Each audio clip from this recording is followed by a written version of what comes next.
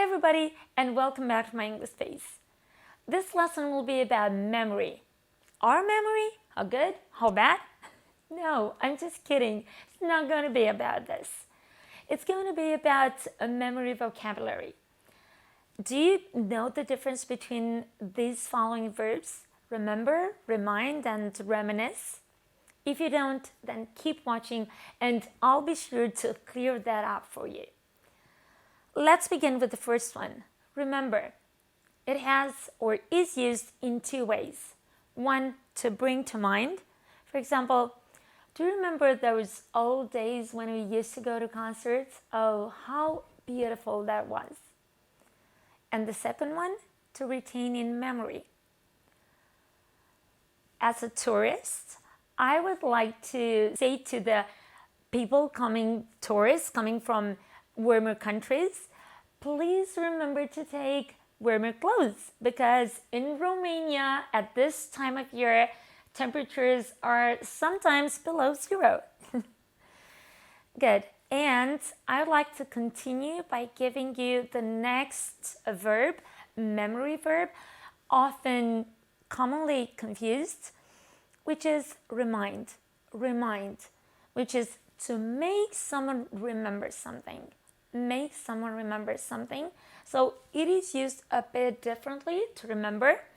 So now let me make a change to the previous sentence about clothes.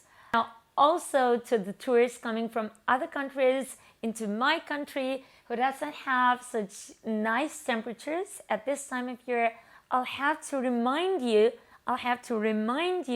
to take warmer clothes. So please be sure to pack up warmer clothes for this time of year if you're visiting my country. Our next verb is, or could be, a bit tricky. It's reminisce. Reminisce. Be sure to get its pronunciation right. Say it with me right now. Reminisce. Great pronunciation. Now, it means to talk, think, or write about enjoyable experiences in your past, like getting some sort of nostalgia or getting nostalgic a bit. And my example for you is the other day we met with some of our older friends.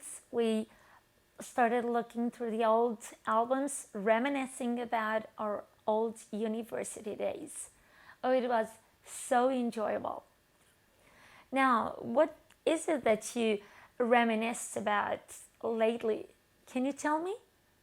Well, we're still at verbs. I have a phrasal verb for you, to bring back, which has a similar meaning to remind. It means to cause ideas, feelings, or memories to be in your mind again. For example, you're in a perfume shop just smelling one, and you're saying to your friend standing next to you, checking other perfumes, does this one bring back anything to you? Any memories at all? And you could answer, it reminds me of my last birthday party. Huh?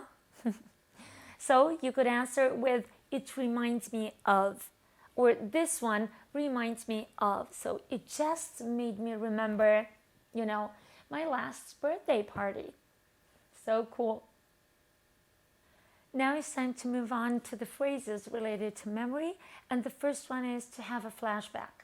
Have a flashback. If you have a flashback, it means that you have a sudden, clear memory of a past time, usually one that was bad. For example, as he was trying to get his puppy out of his mind, he kept having flashbacks of him lying sick on the floor. To get something out of your mind means to stop thinking about something. So it's another phrase related to memory, right? Next we have the phrase ring a bell. Ring a bell. Something is familiar or something sounds familiar to you. It's like something that you've seen or lived before. And the example might be you're at a party and you suddenly hear a song that's been played at your friend's 25th wedding anniversary, and you're asking your husband, does this ring any bell to you? Or you see a movie and a scene, a romantic scene, looks like one that you've seen in another movie. And so you ask your daughter or your friend that you're watching the movie with, doesn't this ring a bell to you? So referring to that film that you've seen together probably. And we finally come to the end of our video today, talking about our last piece of vocabulary related to memory. Take a trip down the memory lane. This is a beautiful idiom. Take a trip down the memory lane, similar to remember or reminisce rather. Reminisce. So talking or writing about happy events in one's life. And my example here is about my grandma. When she was alive, she would talk a lot about her youth years. She enjoyed it so much to take a trip down her memory lane. She would talk about how she got married to grandpa and how she had her kids, how she was making food for them, what clothes she would buy for them, and so many nice things.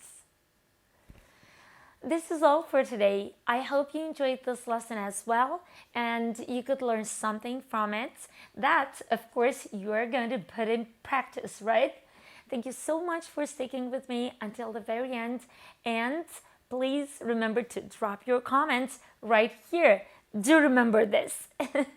And I'll see you again next time with another interesting video. Thank you so much. Bye.